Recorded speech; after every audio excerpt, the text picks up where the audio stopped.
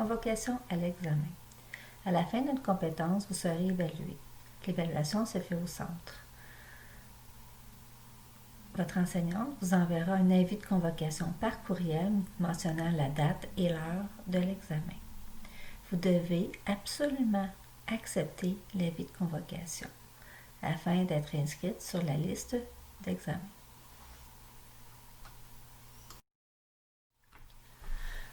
Vous avez l'obligation de respecter la date d'examen. Aucune demande de report ou de prolongation de la durée d'une compétence ne sera acceptée. Il y a deux types d'examens. Il y a les examens pratiques, dont la durée varie entre 2h30 et 4h selon la compétence à évaluer.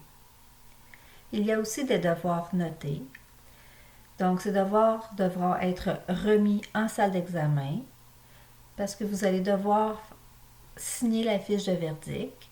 Puis, il faudrait prévoir plus ou moins 15 minutes là, selon l'achalandage de la journée de l'examen. Les devoirs notés en comptabilité sont métier formation, interaction professionnelle ainsi que cheminement professionnel. En secrétariat, les devoirs notés sont métier formation, gestion du temps, approche qualité, communication et recherche d'emploi pour le programme 5212. Pour le programme en secrétariat 53-57, seulement le devoir métier formation est noté.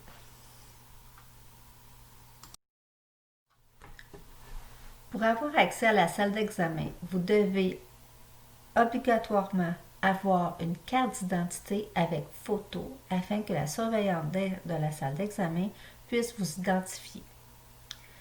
Vous avez aussi le droit d'avoir vos crayons, votre règle, vos surligneurs et votre gomme à effacer. Vous pouvez aussi apporter des coquilles pour le bruit puisque vous êtes plusieurs en salle d'examen. Par contre, la surveillante de la salle d'examen se donne le droit de regarder vos effets personnels afin de s'assurer qu'il n'y a rien d'écrit dessus. Il est interdit d'entrer dans la salle d'examen avec son manteau, son sac à dos, son sac à main, son cellulaire, son coffre à crayon et des livres de référence. Dans la salle d'examen, il y a des livres de référence fournis pour vous, selon les modalités de votre examen. Si vous avez besoin de livres de référence, n'hésitez pas à en faire la demande à la surveillante d'examen. Les examens sont le mercredi soir de 18h à 21h au local C106. Pour les examens de plus de 3 heures, faites attention sur votre avis de convocation, on vous indiquera l'heure d'arrivée. Il est possible de faire des examens le jour et les plages horaires sont les lundis de 8h15 à 11h15, les jeudis de 12h15 à 15h15 et les vendredis de 8h15 à 11h15, soit à la salle d'examen ou au local C107. Encore une fois, vous aurez l'information sur votre avis de convocation. Par contre, pour les plages horaires de jour, nous devons faire la demande minimalement 2 semaines à l'avance car les places sont limitées.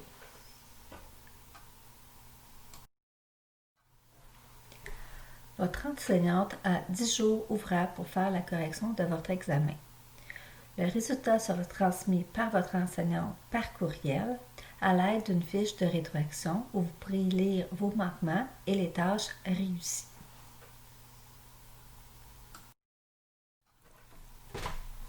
Sur votre fiche de rétroaction, vous pourrez voir le verdict soit de succès ou échec. En formation professionnelle, il n'y a pas de notes. Si vous voulez discuter des manquements avec votre enseignante, elle peut le faire. Par contre, elle ne pourra répondre aux questions directement liées à l'examen. Donc, si c'est une question d'examen que vous essayez de reformuler, elle ne pourra y répondre pour garder la confidentialité des épreuves.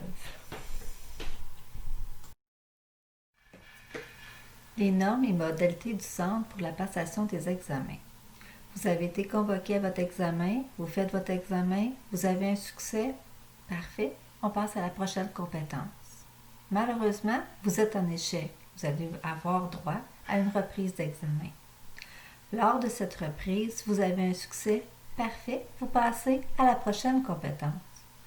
Malheureusement, encore une fois, vous êtes en échec, donc vous allez devoir reprendre la compétence. Donc, si c'est une compétence, exemple de 30 heures, vous allez devoir refaire un 30 heures dans cette compétence. Si vous vous absentez à l'examen, vous pourrez faire un examen, mais vous perdrez votre droit à la reprise d'examen. Donc, dans le cas d'un échec, vous devrez reprendre la compétence.